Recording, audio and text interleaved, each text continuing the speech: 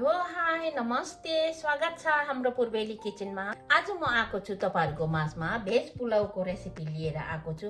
एकदमै सजिलोसँग राइस कुकरमा भेज पुलाउ बनाउने रेसिपी लिएर तपाईहरुको माझमा आएको छु। अहिले चाहिँ म भेजिटेरियन हो, 1 महिना पुरा भेजिटेरियन हो, त्यही कारण चाहिँ भेज पुलाउको रेसिपी लिएर आएको छु र तपाईहरुले पनि भेजहरु खानु हुँदाखेरि चाहिँ यसरी बनाउन सक्नुहुन्छ। एकदमै सजिलोसँग धेरै झन्झट केही पनि नगरिकन एकदमै सजिलो गरेर बन्ने खानाको रेसिपी लिएर आएको छु र यो म आज भेज पुलाउ बनाउने छु। अब बनाउन सुरु गरौँ है त। भेज पुलाउमा के लिनु पर्दो रहेछ भनेर चाहिँ यो नट एलर्जी भएको हुनाले चाहिँ कुनै पनि नट चाहिँ म लिदिन, अनि त्यही कारण चाहिँ मैले एकदमै सादासँग तपाईहरु पनि बनाएर खान सक्नुहुन्छ। एकदमै सादा र सिम्पलसँग सजिलोसँग बनाएर खान सक्नुहुन्छ। र अब मैले चाहिँ चामल धुएर भिजाएर रेडी पारेको छु र चामल धुएर यहाँ भिजाइरहेको छु र अनि प्रयोजनको मिक्स भेजिटेबललाई राखेको छु यहाँ। अनि त्यहाँदेखि मैले लिएको छु सुकमेल, ल्वाङ, अनि दालचिनीको सानो टुक्रा, अनि यो तेजपत्ता, अनि कोकोनट स्लाइस लिएको छु। यहाँ लिएको छु नुन, अनि यहाँ घिउ लिएको छु, यो खारेको घिउ हो। अनि राइस कुकर यहाँ छँदैछ। अब बनाउन सुरु गरौँ है त। हाम्रो सामानहरु चाहिँ यति नै हो, एकदमै सिम्पलसँग पुलाउ बनाउन सक्नुहुन्छ। मेरो सामानहरु चाहिँ यति नै यहाँ रेडी भइरहेको छ। एकदमै थोरै सामानमा चाहिँ म मसला केही पनि हाल्दिन। मसलाको रूपमा यति नै हो। एकदमै सादासँग सिम्पलसँग बनाउने छु र 1 महिना पुरा भेज भएको हुनाले चाहिँ म भेजै युज गर्छु। तपाईहरुले आउँदो भिडियोहरु पनि भेजमै देख्न सक्नुहुन्छ। र अब चाहिँ म बनाउन सुरु गर्छु। फर्स्टमा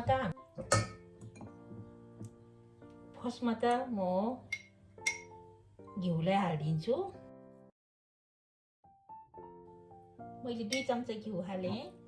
अब चामललाई हालिदिने।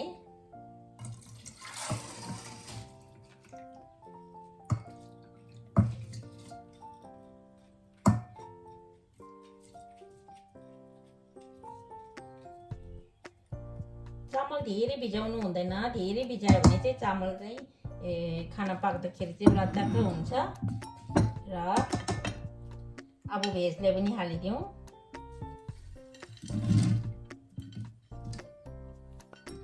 यो चाहिँ मिक्स भेज हो। अनि योलाई पनि हालिदिउँ। हाम्रो यो सामानहरुलाई यो नरिवल, सुकमेल, ल्वाङ, अनि तेजपत्ता, अनि यो दालचिनी, योलाई हालिदिने।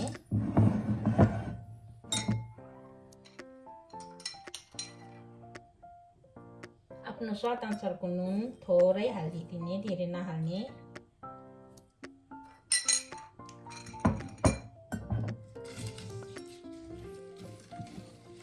एकचोटि मजाले चलाइदिने योलाई।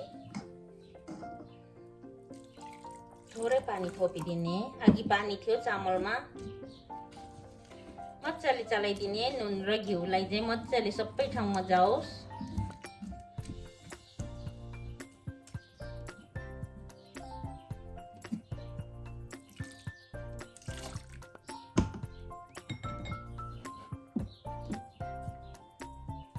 मैले रेडी गरिसकेँ। अब चाहिँ राइस कुकरमा बसाइदिने। अब मैले हिट पनि अन गरिसकेँ। लगभग हाम्रो राइस पाक्नु आँटेको छ। अब चाहिँ म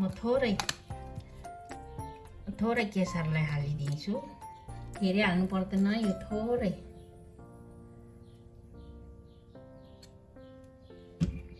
फेरि छोपिराख्ने।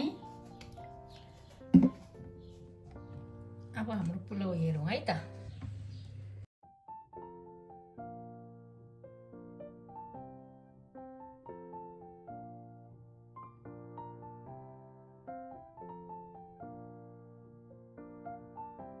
एकदमै हेर्दा पनि खाउँ लाग्दो अनि रङ्गी चङ्गी। हेर्नुहोस् त, मैले चाहिँ किनभने बेसार नहालेर चाहिँ सेतो गरेर बनाएको।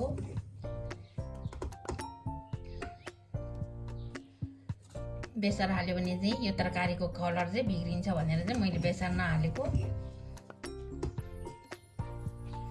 वाउ,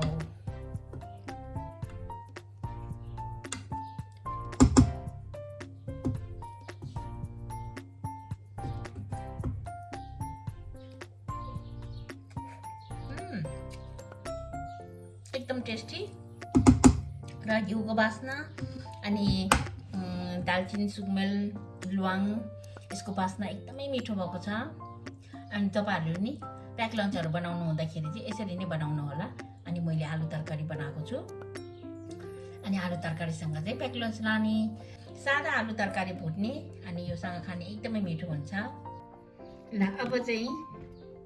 अब हाम्रो पुलाउलाई बाहिर निकालिदिउँ। पुलाउ पनि रेडी भइसकेको छ अनि आलु तरकारी पनि रेडी हुन्छ। आलु जिरा अनि यो चाहिँ पुलाउ, सादा पुलाउ, एकदमै भेज पुलाउ पनि रेडी भइसकेको छ। अब चाहिँ प्याक लन्चको लागि चाहिँ म प्याक गर्नेछु।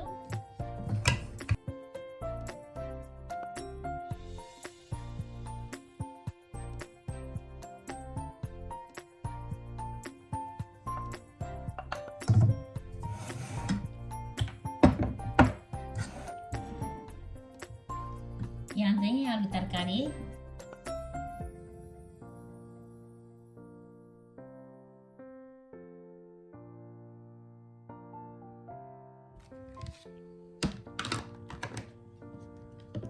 भोलिको लागि लन्च रेडी भयो।